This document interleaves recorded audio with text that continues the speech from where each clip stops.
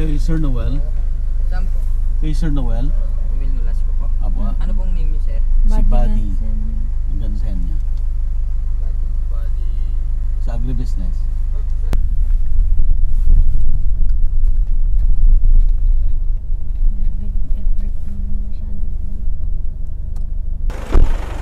Hi, Sir Noel.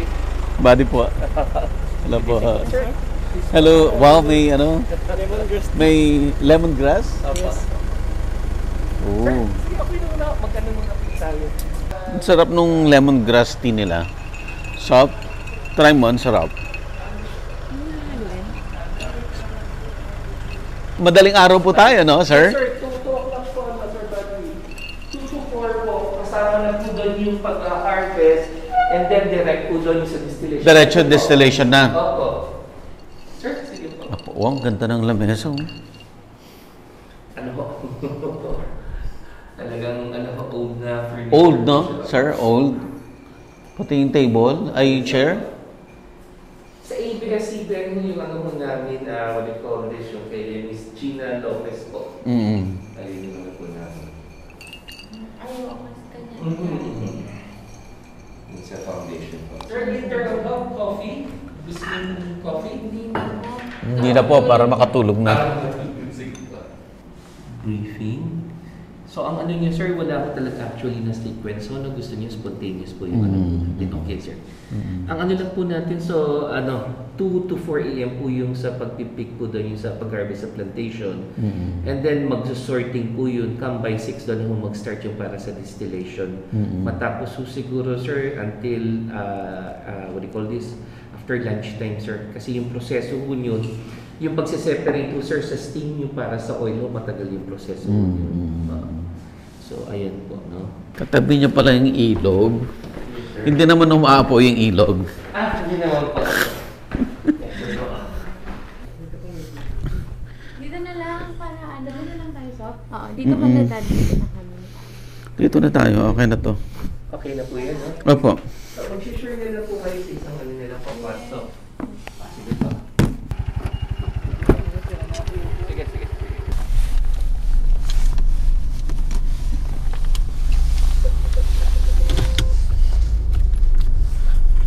May ilaw ka dun.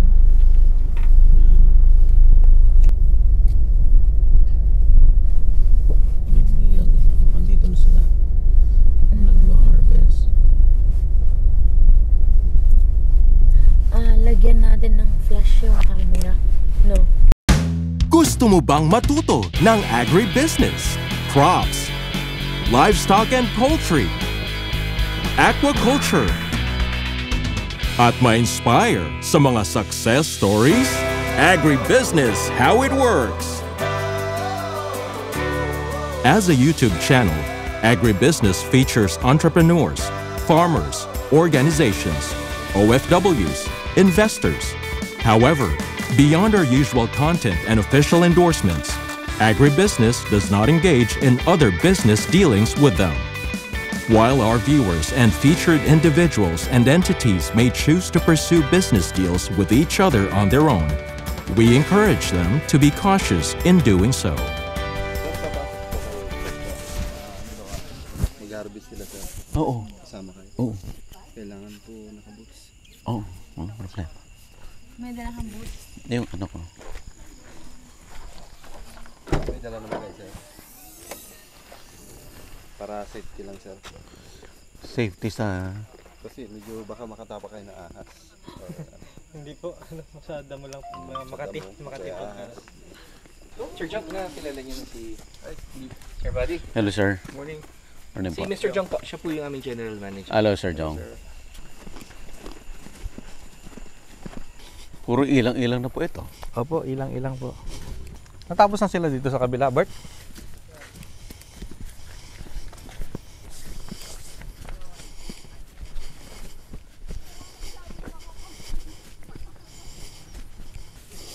Okay naman pala, hindi naman pala ano eh.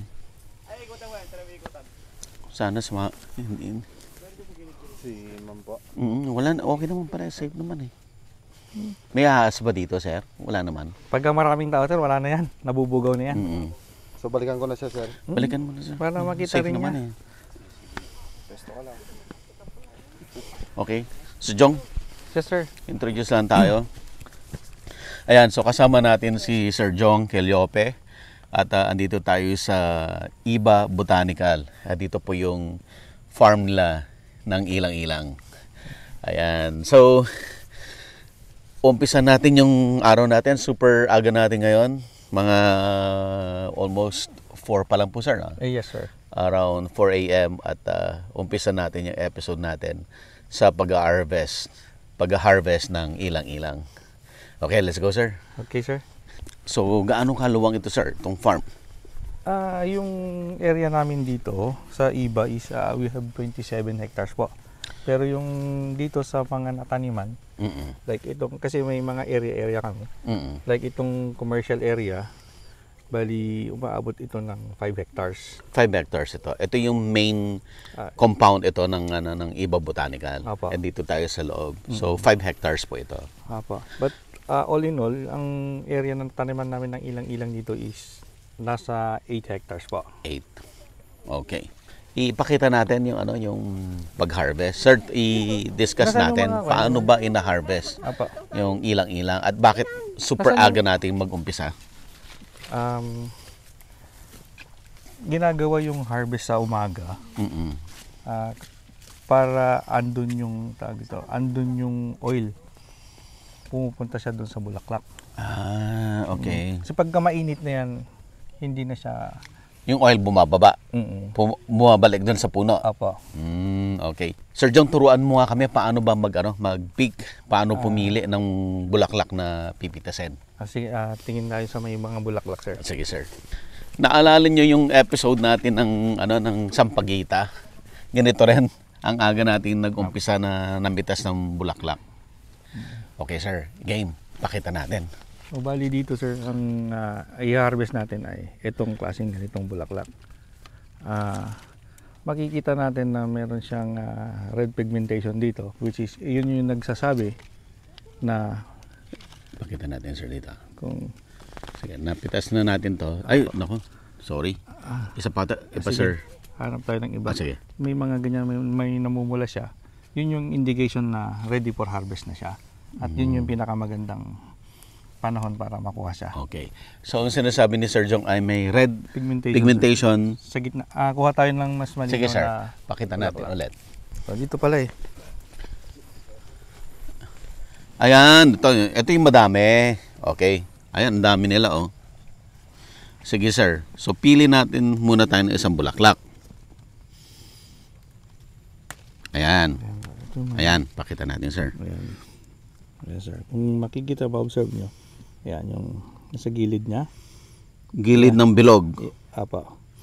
So, may bilog sa gitna. Ano pong tawag sa bilog sa gitna? Ano yung Michael yung? Ito, sir. Yan. Nakikita niya. Ayan, oh. So, ito. Ayun, oh. Ito yung nagiging pollen niya, sir. Pagka nag-mature dyan, ito yung nagiging pollen. Ang pollen yung... Ito yung green po na yan. Ito, pag Yung nag-mature, gitna, yung bilog niyan. yung bilog sa gitna na green, yan yan po yung pollen. Apa. Pag nag-mature. Tapos, tatanggalin mo yung petal, ayan oh, may red. Tama ba, sir? Apa, yan. Yan yung sinasabi po namin. Yan. Minsan nagiging dark yan. So, tanggalin natin lahat po, ha. Para makita. Oops. Ay. Ito, sir, medyo nakabuk. Ito, papula pa lang siya. Ayan oh. So, ito yun. Tinanggal natin yung petal. Yan siya oh. Yan. So, kita siya. Yung pula. Okay. Okay, sir. Yan oh. May pula-pula sa gitna. Sa dulo ng petal. Yan oh. Ayun. Oh. Yan, mapula. Mapula doon sa dulo ng petal kung saan nagsasalubong papunta doon sa pollen. Apa. Yan. Sa gitna. Bango. Okay. So ito yung right na flower Nakukunin. na kukunin. Apa. Normally, sir, sa isang bulaklak, from the time na tumubo siya, yung bud ng bulaklak to itong stage na to, ilang araw yon? Usually sir, umaabot siya ng 27 days. Depende sa panahon. Yung, 27? minsan, apo. Ang tagal pala. From mga Ito, tawag pakita dito, natin. buds. Yung mas maliit pa sana. Sige, sir. yung pag-usbong niya. Parang let's say gamunggo. Gamunggo. Kung ma-imagine niyo yung parang gamunggong ganyan. So, yung gamunggo, yung mga ganyan, ganito sir. Yung mga mas maliliit pa dyan. ito, Apo. Yung mga ganyan. ito ay isang bulaklak to. Apo. Ayan, pitasin na nga natin, sir. Apo. Pitasin muna natin, sir, para maipakita lang natin yung itsura ng bulaklak, sir. Apo. So, ito yung matured. Ito yung bagong Buds. bud. Pero mas maliit pa dapat dito. Apo. Okay. Yung imagine nyo na lang kung ang lit nito ay kagaya sa munggo, yun po yun. Apa. Yun yung start. Apo. So, from that age to 28 days. Yes sir. To 28 days, ito ay tsura ng 28 days. Okay? Ito yung mas malit dito, yung gamunggo, ang day 1 ng bud. Okay? Ganun pala katagal. Matagal pala bago siya ma-harvest yung bulaklak. Apo. Pero kung titignan natin, sunod-sunod po kasi siya eh. Kaya hindi magkakaiba sila ng sizes. So parang kaya ang ilang-ilang dire-diretso Na, may na-harvest ka Apo. every day. Apo, pwede kang mag-harvest every day. Kasi yung ripening kwan nila, sunod-sunod sila. Yung isang bugkos niya, ito oh. Ito sir yung umpisa. Ayan oh, madami siya. Apo. Pero hindi sila sabay-sabay Oo. mahihinog. So yung isang sanga ng bulaklak na to, madaming magiging bulaklak niya. So every day, lumalabas, meron kang ma-harvest. Ayan. So ganun siya. Ayan oh. Ayan. Kung tingnan nyo to oh. Isang kumpul na to, ang dami. Ito oh, isang kumpul na naman ito. Madami ulit. Ito isang kumpul na naman to ulit. So sir, ang ilang-ilang, Sir Jong, all year round to namumulaklak? Apo, year-round siyang namumulaklak pero may tinatawag din tayong peak season niya. Na Oo. talagang yung time na yun is Sobrang dami. sobrang dami. Ano niya. po yung month na yun ng peak may season? dito base sa inoobserbahan namin, pagka nag-start na yung tag-ulan, ayun maraming lumalabas na buds ang nadiretso hanggang December. So mga bandang May, June, ganyan? Sir? Dito sir, nag-uulan siya rito mga bandang July na eh. July. Apo, nag-i-start na po yan. Pero ang Maglalabasan na yung buds. Apo, dire-diretso yan. Hanggang December na yan. Apo, then may konting magre-relax siya. Ah. Magpapahinga ng konti. Pero may bunga pa rin, pero hindi lang siya ganun. Oo. Mula naman ng February yan hanggang April, May. Konti-konti. Hindi sir, malakas pa rin siya. Yung Malakas. parang dalawa ang peak season niya. Okay. So ang unang season ay, ano yung first season niya? Yung mga bandang September to December na yan. September to December, madamihan yan. Apo. And then, magpapahinga konti, Apo. start na naman siya ng bandang... Bandang mga February, March hanggang May na yan. So halos tuloy-tuloy nga. Apo. Okay. Pwede natin pasukin yung puno, sir? Sige, sir. Para makita natin. So ito po yung isang puno. So kung napansin niyo po yung puno, ay yung branch niya, nagka-canopy siya hanggang ilalim. Apo sir, may mga makikita kayo rito na talagang yukong-yuko siya. Sumasayad. Apo, sumasayad. At saka minsan yung nga iba, nadidevelop na rin, nagiging malaking trunk na. Saka umaakyat ulit. Talaga? Parang Apo. nagiging puno Apo, ulit? may mga ganun kami rito sir na nagiging puno ulit. Pero ang karamihan dito is talagang nagka-canopy siya pababa. Oo. Kasi yung ginagawa namin dito is nagkakaroon kami ng pruning. Ayun. Tingnan mo. Nagtitin crowning kami. So ang Okay, start po natin from the start ng puno. Yung isang plant, maliit pa lang, nag-prune na kayo. Kaya nagkaroon ng tatlong Hindi sir. Main trunk? Kung titignan natin, yung mga, hindi naman lahat ganito, karakter na nung seedlings nung tinanim yan. Nung maliit ka. May mga seedlings talaga na nagbabranch na ng mababa, 3, 4, mga ganun. Pero usually na mga seedlings natin na naitanim dito, isa lang. Isa lang. Okay. So, characteristic ng seedling yun. Apa. Ano po yun? Variety yun? Or characteristic ng ilang-ilan talaga? Sa mga puno, sa mga seedlings, nangyayari talaga yun eh. Nangyari talaga yun? Normal? Okay. So, posibleng iisa, yung main trunk, posibleng May nagiging ganito. 3, 4 from the young seedling pa lang. Sa case nito, naging 3 Apa. yung trunk niya. Okay. Doon sa isang main trunk, kita ninyo, ilang meters po ito bago kayo nag-pruning? Nung nag-start kami ng pruning, sir, is mga nasa 6 feet. Kasi that time, nag-study pa lang kami. Okay. Wala pa talaga kaming nasusundan. Protocol? Oo. Wala pa. Okay. Nakita namin na yung 6 feet niya, na-observe namin na mababaw, mataas na. Mataas. Oo. As dapat as early as siguro 4, pwede na tayong Mag-taprune. mag-taproot. So ito ay 6 po ito, 7. Parang more than na sir. more than 6 po ito, no? Apo. Mga 7 na. 7 or 8 na nga to eh. Oo, Kasi 7 or 8. kung papansinin mo sir, pag nag-pruning ka dito nung nasa 6, aakat pa rin kasi siya eh. Kasi may branch pa rin Apo. pataas. Kaya yung mga branch niya dito, pag umaangat na lumalaki to, pati siya tumatangkad pa rin. Kaya matangkad pa rin siya. Oh, I see. So dapat talaga ideal is 4 feet, mag-taprune ka na. And then from that, doon ka ngayon magpapalago ng lateral branches. Apo. Na main branches na gano'n. And then yung branches na yon, doon ngayon dadami. Apo. Magiging tertiary. Apo. Kaya siya nagiging bumabagsak, nagka-canopy na gano'n. Okay. At saka kung titignan mo sir, hanap tayo yung Yes, Sir mga John. may talbos. Okay, punta tayo doon. Kung i-observe mo siya, meron na talaga yung branches na papunta sa taas. Meron talagang paakyat. Makikita mo naman talaga na meron din mga pababaang.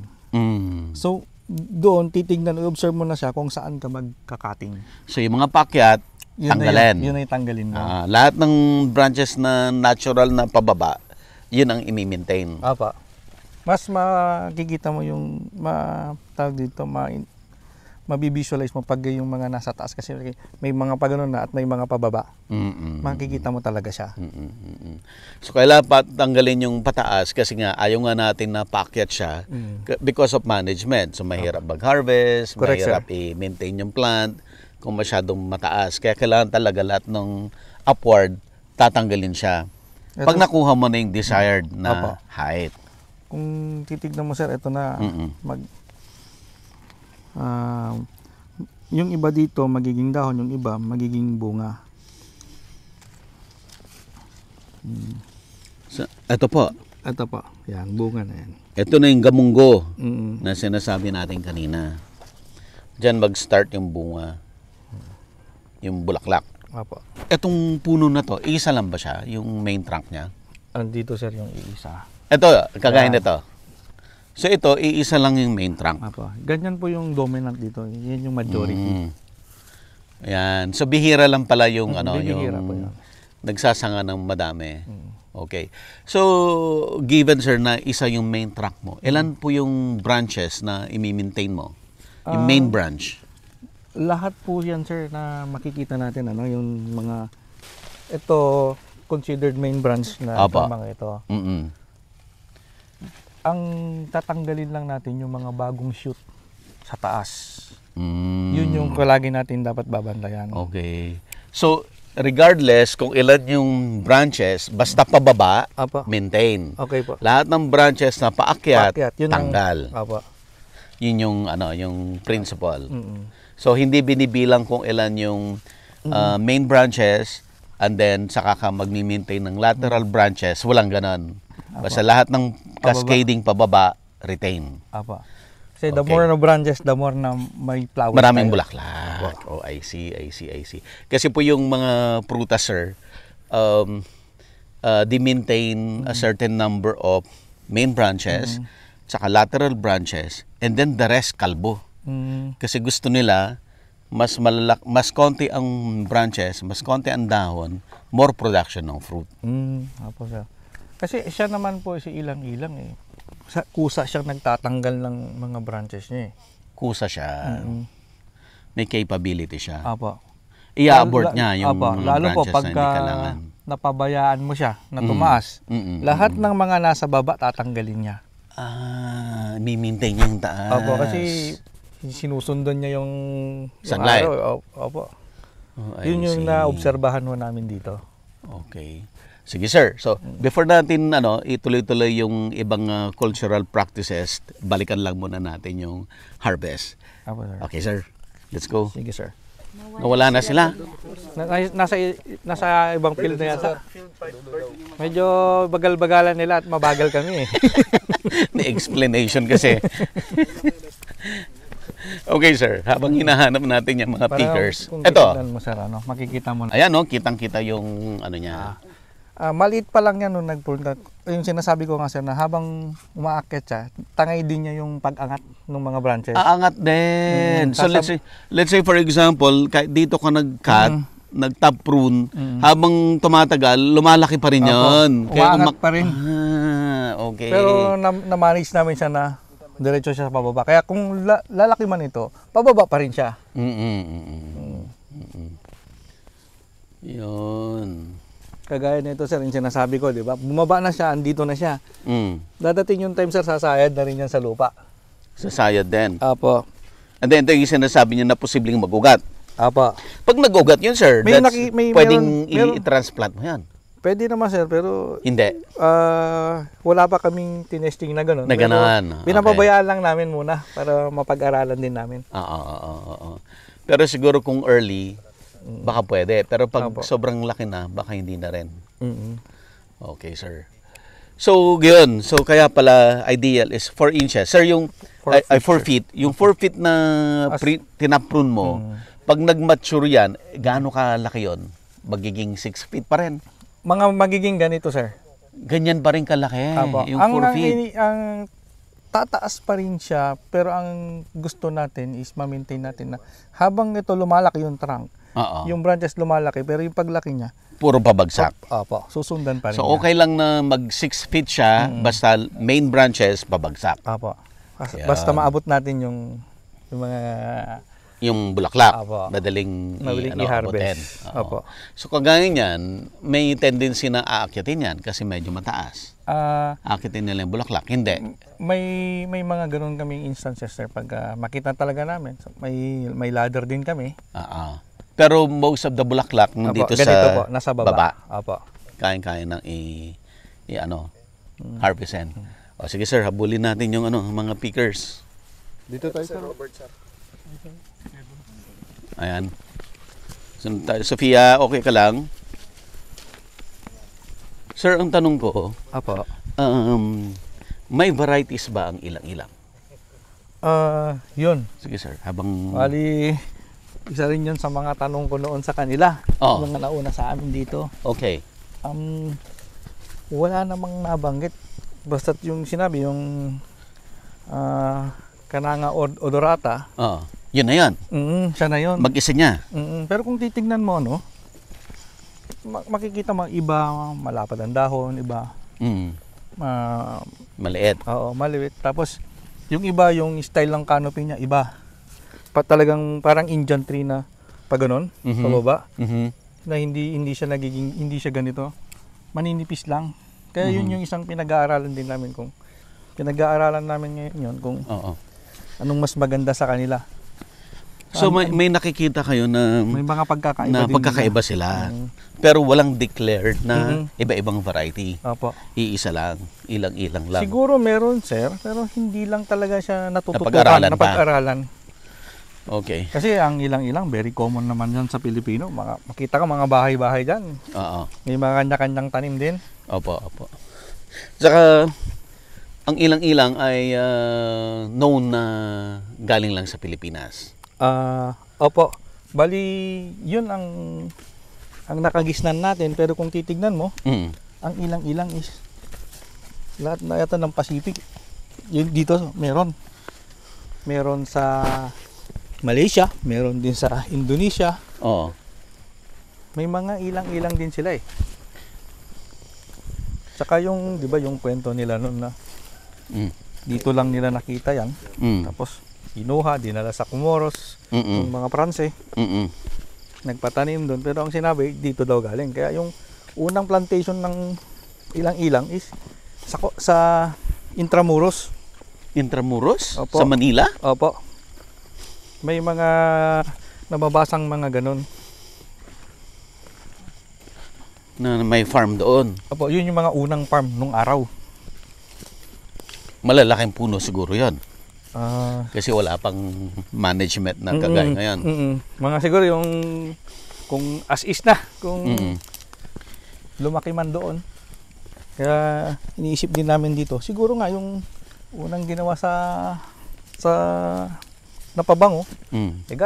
galing talaga rito. So yung original na amoy ng ilang-ilang, Mm-mm. yung environment na ganito, Mm. yun yung isa-isa contributory factor niya. Oo. Kaya Asan yung mga nagpipitas? So, okay ka lang. Araw-araw ho ba sila nagpipitas? hindi po. Bali, kapag kayong sa peak season po namin is every other day. Every other day. Opo. Pagka mga ganito po, nagpapa-dispatch kami ng mga nag-check. Mm. Kung marami, Harvest. opo. So, walang specific na day. Wala po. Hindi ba maluluma yung, let's say, na unang nag-bloom? May mga maluluma po. Okay. Pero yun nga po, na pagka pa-harvest ka naman, Oh, hindi naman kulang sasapa. naman. Opo. Okay. Sige ha. Pakita nga natin po yung bayong ni Ma'am Bato. Wala pa po kami na-start, sir. Wala pa. Iniintay po namin kayo. Okay. Sige. Transfer na naisalin. Nag-transfer na kanina. So, yung unang batch na transfer na doon. O, sige. So lahat yan may kanya-kanyang ilaw talaga sila. Apa. Bawat pickers po may kanyang ilaw, may basket. Mm-mm. Para doon po yung... Sige, lapitan lang natin yung mga basket. Doon tayo magkwentuhan habang namimita siya. Ayan. Oh, and then another ma'am. Ay, Sige po. daldal ako, daldal. Sige, dumaldal ka lang po. Walang problema.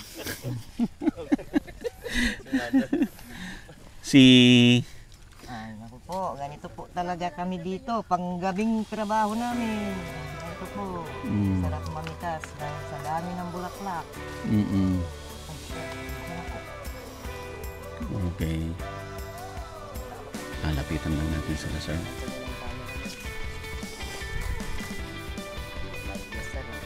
Oo, ha? Hindi rin maiwasan na may mapitas ka na hindi, hindi dapat. Meron po talaga. Kaya nga po, pagdating doon sa delivery, doon sa receiving area, I-quality control may QC pa kami doon. Mm-mm.